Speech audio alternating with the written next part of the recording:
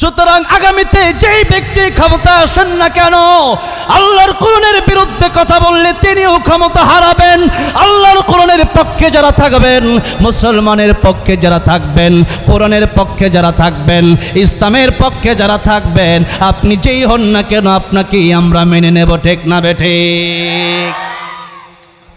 ও মধুর নামটি নিলে হৃদয় হাসে, ও মধুর নামে সুখ নেমে আসে, ও নামের তুলনা মিলে না, মিলে না, তুলনা নাই নাই নাই, তুলনা নাই নাই নাই।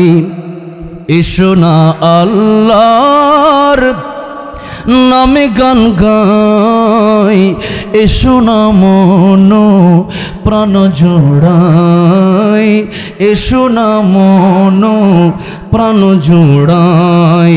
আল্লাহু আকবার বলেন, আল্লাহু আকবার, আল্লাহু আকবার জোড়ে। এত আস্তে জোরে কোন? আল্লাহু আকবার বলেন, আল্লাহু আকবার, আল্লাহু আকবার জোড়ে। আমার ভাইরা, আমার বন্ধুরা, আমার মুরব্বী বাবাজিরা, এত আলোচনা শুনলেন, কে শিখলেন? নামাজের ভেতরেও প্রতিদিন পড়েন ইয়াকা না'বুদু ওয়া ইয়াকা নাস্তাঈন। আয় আল্লাহ, কেবলমাত্র তোমার ইবাদত করি আর তোমার কাছে সাহায্য চাই। আমরা যদি এখনো আল্লাহর কাছে চাওয়ার মতো চাইতে পারি, বলেন যে আল্লাহ ইব্রাহিম আলাইহিস সালামকে, ইব্রাহিম আলাইহিস সালামের জন্য সেই আগুনকেই ফুলের বাগিচা বানিয়ে দিলেন। আজ যদি ইমানদারের মতো ইমানদার আমরা হই, মুমিনের মতো মুমিন যদি আমরা হতে পারি, আমার আল্লাহ রাব্বুল আলামিন কি আমাদের জন্য আগুনকে ফুল বাগিচা বানাতে পারে না? পারে কি পারে না? কিন্তু আজ পৃথিবীর যে প্রান্তেই তাকাবেন, সে প্রান্তে মুসলমান নির্যাতিত, লাঞ্ছিত, অপমানিত। কেন রে মুসলমান? এই দেশের মধ্যে নাকি 95% মুসলমান, কিন্তু দেশের ভিতরে নামে মুসলমানের অভাব নাই, কাজে মুসলমানের খুবই অভাব, খুঁজেই পাওয়া যায় না। মাহফিলে লোকের অভাব নাই, রাস্তাঘাটে লোকের অভাব নাই। ভাই আপনার নাম কি? আমার নাম আব্দুর রহমান। আমার নাম আব্দুর রহিম। ফজরের সময় দেখা যায় আব্দুর রহমান মসজিদে নাই, আব্দুর রহিম কেউ মসজিদে দেখা যায় না। কথা ঠিক না বেঠিক? এই জন্য কবি বলেছেন, নামে মুসলমান নাকি কামে মুসলমান, নামে মুসলমান নাকি কামে মুসলমান। নামে কামে মিল না হলে, নামে কামে মিল না হলে বইবে যে তুফান। তুমি নামে মুসলমান নাকি কামে মুসলমান, নামে মুসলমান নাকি কামে মুসলমান, ঠিক না? নাম রেখেছে আব্দুর রহিম, কালমা জানে না। এই সমাজে এমন লোকের সংখ্যা অগোনা। নাম রেখেছে আব্দুর রহমান, নামাজ পড়ে না। এই সমাজে এমন লোকের সংখ্যা অগোনা। এমন সমাজ বদলাতে কে, এমন সমাজ বদলাতে কে রাখবে অবদান? তুমি নামে মুসলমান নাকি কামে মুসলমান, তুমি নামে মুসলমান নাকি কামে মুসলমান। কথা ঠিক না বেঠিক? আমাদের দেশের ভিতরে নামে মুসলমান বেশি না কাজে মুসলমান বেশি? দরকার কি? দরকার কি? কাজে। নামাজে যান না আপনি, দাবি করেন মুসলমান, এরকম দাবি তো মুনাফিকেরাও করেছে।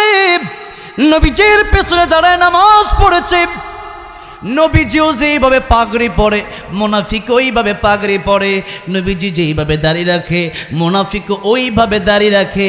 জিবরাইল আমিন লিস্টে নিয়ে আসলেন, ইয়া রাসূলুল্লাহ ইয়া হাবিবাল্লাহ, ওই যে ওই লোকটা পাগড়িও পরে, জুব্বাও পরে, দাড়িও আছে, কিন্তু টাটকা মুনাফিক।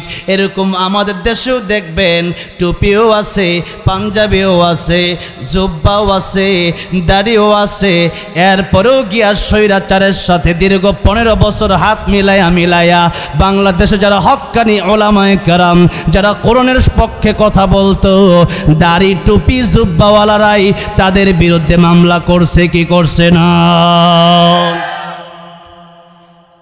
এই বিগত 15 বছর 16 বছর মুনাফিক আমাদের চেনার আর বাকি নাই। এখনো অনেক মুনাফিক আছে। আগে ছিল আওয়ামী লীগ, এখন আমি বিএনপি। এগুলারে কোনো জায়গা বিএনপিতেও দেবেন না, জামাত ইসলামীতেও দেওয়া যাবে। এদের কোনো স্থান নাই। এদের স্থান হলো জেলখানায়। এদের স্থান কোন জায়গায়? জেলখানায়। হ্যাঁ, আয়না ঘরে। ভালো কথা মনে করছে, আয়না ঘরে তোরাই বানাইছ। আবু জাহেল কুয়া খুঁজছে, নবীর লাইগা পড়ছে আবু জাহেল নিজে। তোরা কুয়া খুঁজছ তালেম, তোরা আয়নাগর বানাইছ তালেমদের জন্য, এখন তোদের জন্য আয়নাগর অপেক্ষা করতেছে। আপনি আবার মাঝে মধ্যে চট করে দেশে ঢুকে পড়তে চান, আপনি দেশে ঢুকেন। আপনাকে তো আমরা খুঁজতেছি জেলে ভরার জন্য, ফাঁসির মঞ্চে ঝুলানোর জন্য। আল্লামা সাঈদীর হত্যার জন্য আপনাকে ফাঁসি দেওয়া হবে, ঠিক কিনা বলেন? আল্লামা সাঈদী সহ বাংলাদেশের শত শত আলেমদেরকে যারা খুন করেছে বাংলার জমিনের বিচার হবেই হবে, ঠিক কিনা জোরে বলে? মুসলমান কারা কারা রাজি আছেন বিচার দেখার জন্য? আমার ভাইরা, আমার মুরব্বী বাবাজিরা, আজকে দেখা যায় এই যে আসছে যে এমন জ্যাম, এই 2 দিন আগে প্রোগ্রাম ছিল এই আসলিয়াতে, জ্যামের অভাব নাই, সব করাইতাছে দিল্লি থেকে। আপনারা বুঝতেও পারবেন না কত গভীর চক্রান্ত হচ্ছে, এটা আপনারা কল্পনাও করতে পারবেন না। এই জন্য মুনাফিক যারা, আরে কাফের যারা, হিন্দু যারা, খ্রিস্টান যারা, বৌদ্ধ যারা, এদেরকে চেহারা দেখলে চেনা যায়, কাপড় দেখলে চেনা যায়, কিন্তু মুনাফিককে কাপড় দেখলে চেনা যায় না। মুনাফিক থাকবে আপনার সাথে, কিন্তু তার মুনাফিক থাকবে অন্তরে। এমন মুনাফিক আজও দেশে আছে না নাই? এই জন্য আল্লাহ বললেন, লা ইলাহা উলাই ওয়ালা ইলাহা উলা। একবার যারা তারা আওয়ামী লীগ, একবার যায় বিএনপিতে, যেই দল আসে কইডাই সুবিধাবাদ, হ্যাঁ, জিন্দাবাদ, সুবিধাবাদ, জিন্দাবাদ, এগুলো হইলো মুনাফিক। এগুলা কি? আল্লাহ বললেন, ইন্নাল মুনাফিকিনা ফিদ দারকিল আসফালি মিনান নার ওয়া লান তাজিদা লাহুম নাসীরা। কিয়ামতের ময়দানে জাহান্নামের সবচেয়ে কঠিন যে শাস্তিটা হবে, এই শাস্তি হবে মুনাফিকের জন্য। যারা একবার মসজিদেও যায়, একবার মন্দিরেও যায়, একবার কয় হুজুর আপনাদের সাথেও আসি, আরেকবার ভারতের দাদা বাবুদের সাথেও আসি, এরকম যারা করবে কিয়ামতের ময়দানে আল্লাহ রাব্বুল আলামিন বললেন, ওগো নবীজি, নিশ্চয় তাদের শাস্তি জাহান্নামের সবচেয়ে অতল বড় হবে। এবং আল্লাহর নবীকে আল্লাহ বললেন, ওয়ালান তাজিদা লাহুম নাসীরা। আর তাদের জন্য কিয়ামতের ময়দানে আপনি কোনো সাহায্যকারী খুঁজে পাবেন না। এমনকি কিয়ামতের ময়দানে আমার নবী যখন হাউজে কাউসারের পানি তার নবীর উম্মতদেরকে পান করাতে থাকবেন, যেই পানি একবার পান করলে 50,000 বছর পর্যন্ত আর পানির পিপাসা লাগবে না। সেই পানি পান করার জন্য আপনারা রাজি আছেন না নাই? সেই পানি পান করার ইচ্ছা আছে না নাই? কেমনে? নবীরে ভালোবেসে না না ভালোবেসে? কেমন ভালোবাসতে হবে? লা ইউমিনু আহাদুকুম হাত্তা আকুনা হাব্বা ইলাইহি মিন ওয়ালিদিহি ওয়া ওয়ালাদিহি ওয়ান নাসি আজমাইন।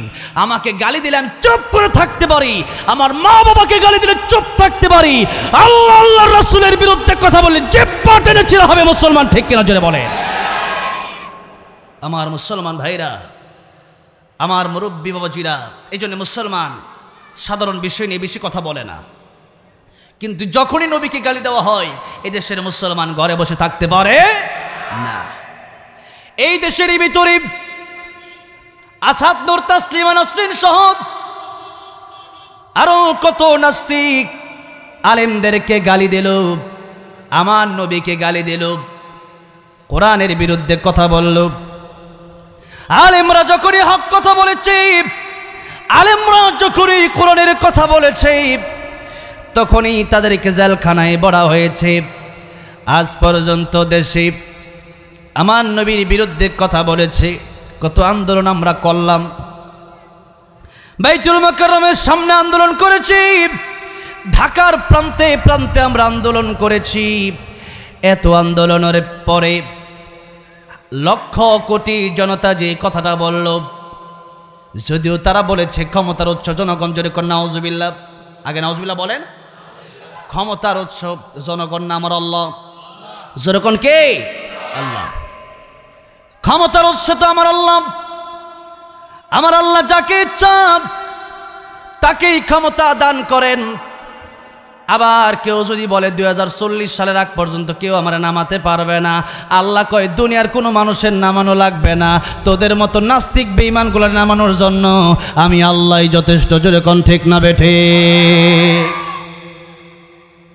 কে জানতো সেই কোটা বিরোধী আন্দোলন? কে জানতো যারা চাকরি চাইবে এরাই সরকার হয়ে যাবে? ঠিক না বে ঠিক? এরা তো জানতো না, কিন্তু আমার আল্লাহর হাতেই তো ক্ষমতা। আমার আল্লাহ কয় 15 বছর গুড়িরে আমি ডিল দিলাম, গুড়ি দেখি বেশি লড়ে, এখন আমি আল্লাহ গুড়িরে বড় টাইট দিয়ে দিলাম, গুড়ি এখন বাংলাদেশে আর নাই। গুড়ি আল্লাহ টান দিয়ে নিয়ে গেল দিল্লিতে, এখন আর গুড়ি নাই। সুতরাং আগামীতে যেই ব্যক্তি ক্ষমতা আসেন না কেন, আল্লাহর কোরআনের বিরুদ্ধে কথা বললে তিনিও ক্ষমতা হারাবেন। আল্লাহর কোরআনের পক্ষে যারা থাকবেন, মুসলমানের পক্ষে যারা থাকবেন, কোরআনের পক্ষে যারা থাকবেন, ইসলামের পক্ষে যারা থাকবেন, আপনি যেই হন না কেন আপনাকেই আমরা মেনে নেব। ঠিক না বেঠিক?